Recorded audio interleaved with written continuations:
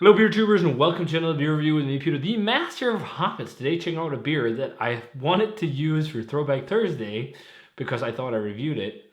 Well, I wasn't really sure if I did, to be honest, but I looked up online and I hadn't tried it, so it's going to be a regular review, but on a Thursday of a classic beer.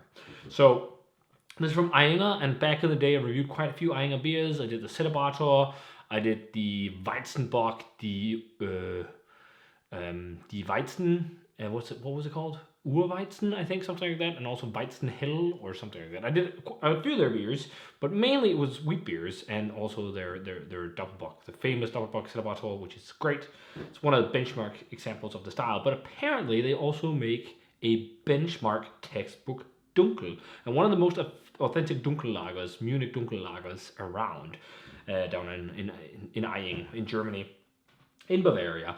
And I've had this beer before. This was a beer that was part of our Oktoberfest. I had some extra bottles, and yeah, one of them I thought I should review. Although Munich Dunkel is not my favorite style of lager.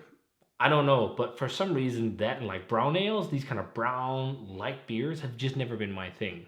I think even getting into craft beer, it was something I didn't drink that much of. But I will say the really good examples are really good. And often, like even with brown ales, remember it had to be like weird, well-hopped American brown ales or brown ales with coffee or something like that for me to really enjoy it. But I think I'm probably gonna enjoy this a lot because what Ayinger does is really nice. So yeah, this is the Altbairisch Dunkel. It's 5%. It's a Münchner Dunkellager or a Munich Dunkellager.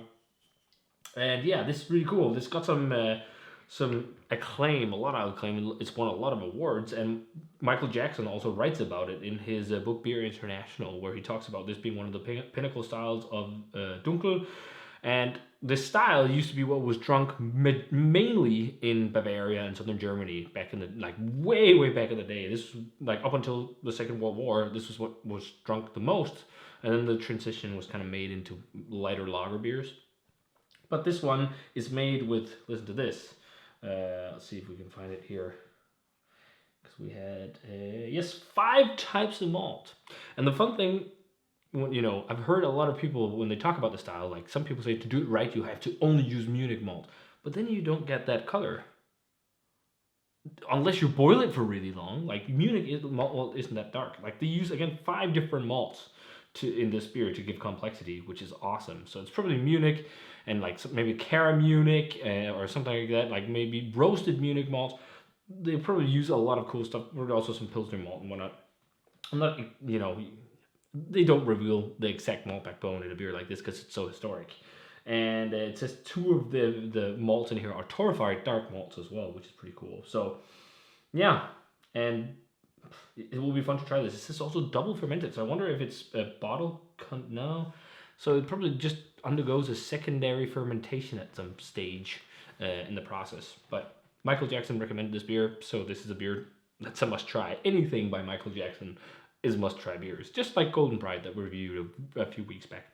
So yeah, let's dive into this one. Pours exactly what you expect from a Munich Dunkel Lager. It is a nice dark brown color with a reddish copper hue. Especially when you hold it up to the light, you get the clarity. You see that it's not a hazy beer. Very, very clear, and it has like this really nice chestnutty, mahogany kind of look to it with the slight reddish tint. It looked really nice, and the head when I poured it out was really nice and frothy and beige. So it'll be fun to check this one out again. I mean, when I had this for the Oktoberfest, it was like the last beer, and we had 8 different beers. So, and I had this again way back in the day, so it'll be fun to do a proper revisit on this. So let's check out the aroma. Oh man, that smells exactly like what I expected as well, but really, really good. It smells like fresh, really fresh, chewy malt, like really nice, fresh Munich malt. There's almost like a little bit of a worty smell. If you ever smelled beer wort, especially for dark beers, there's a little bit of that. And also in Danish, øllebrød. Øllebrød is kind of a porridge made of rye bread and beer. It's a weird old traditional food. It's like beer and sugar and rye bread. And there's almost something like that on here.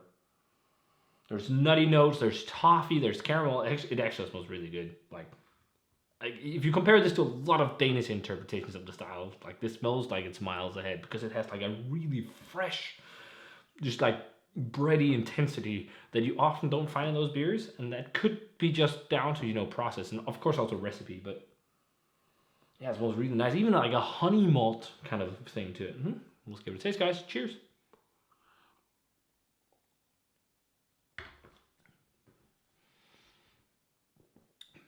Yeah, that is really good Dunkel.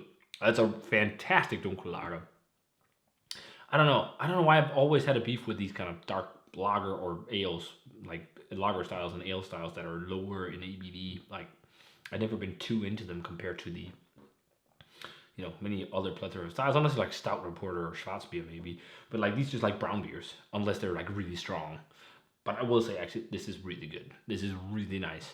And, maybe it's just about time that I drink some really well-made Munich Dunkels. Like, a lot of the time, I think it's just that because I need to try more really good examples of these kind of styles, just to really enjoy them. And I think that's how it is for a lot of people with classic beer, and especially the lagers.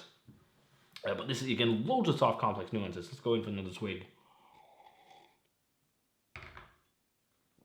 Totally øllebrød. Øllebrød for days. That rye bread beer porridge with sugar. Really toasty, nutty flavor. Like almost like caramelized nutty flavor. Because there's a lot of caramelly flavors to it. The slightest hint of toasty coffee on the aftertaste. Like super light. But it's big time caramel and nuttiness. Also like really nice freshly baked brown bread, and this intensely fresh malt flavor. Like if you ever chew on caramel malts or Munich malts, or Cara Munich malt, then you know what I mean. Like if you have these, like just chewing on fresh malt, it has like sweetness, especially if it's malt that's been slightly caramelized. You get the like sweet caramelly fresh malty taste, and you're getting loads of that in here. And it's super clean, and it has a really nice, drying finish. And then, there's not really lots of hop character, but maybe just the slightest peppery hop flavor to it. This is really good. Rating wise, I'm not jumping for joy because it's a Munich Dunkel, but it's a really well brewed Dunkel lager, and I can really appreciate it, that's for sure. So I'm pretty gonna like go 90, 92, something like that, in that ballpark. I think a lot of people who really like these beers and the Dunkel lagers would like it a lot more than me, but I still think it definitely merits in the 90s territory, in the early 90s, because it's so well done and great for its style. Even though it's not my all-time favorite style. So yeah, that was fun to try. But I think we should try and get some more Aying, because they make some fantastic classic brewed beers. So more of the awesome classic stuff on the channel too.